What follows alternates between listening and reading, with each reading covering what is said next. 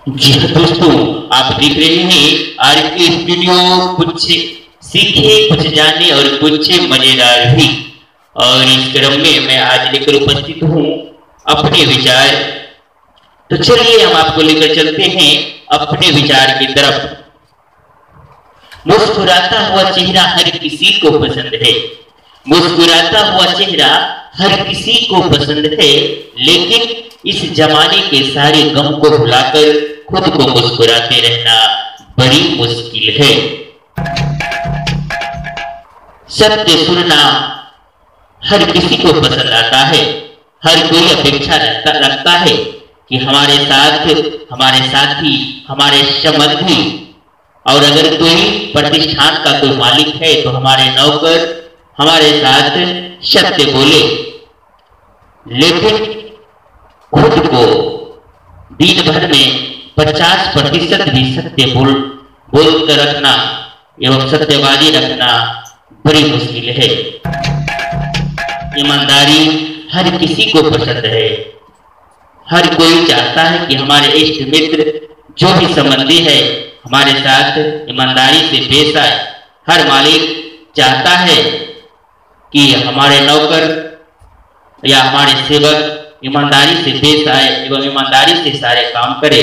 लेकिन खुद मालिक कितना ईमानदार है ऊपर वाला ही जानता है। देश का हर कर्मचारी पूरा ईमानदार हो। हर कोई चाहता है बस हमारे जो लड़के हैं या कोई रिश्तेदार है जिसे 3 लाख घूस देकर के अफसर बनाया है, उनकी और आमदनी चलती रहे। बाकी देश का हर व्यक्ति पूरी ईमानदारी से, सच्चाई से काम करे एवं पूरे सत्यनिष्ठ से देशभक्त बने रहे।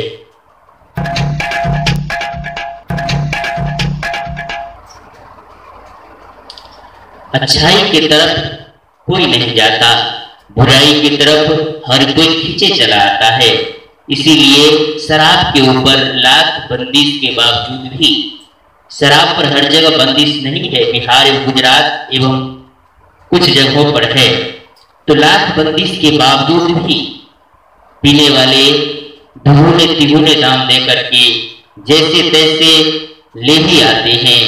लेकिन दूध बेचने वाले को, जबकि दूध शराब से 100 गुना अधिक शरीर के लिए फायदेमंद है, फिर भी दूध बेचने वाले को गली गली जाकर दूध बेचना पड़ता है। एक ही दुकान में रखे 2 किताब आपस में कभी नहीं लड़ते, एक गीता और एक कुरान। लेकिन गीता और कुरान के नाम पर लड़ने वाले अफसोस कि कभी इस किताब को उल्टाकर ढंग से कभी नहीं पढ़ते।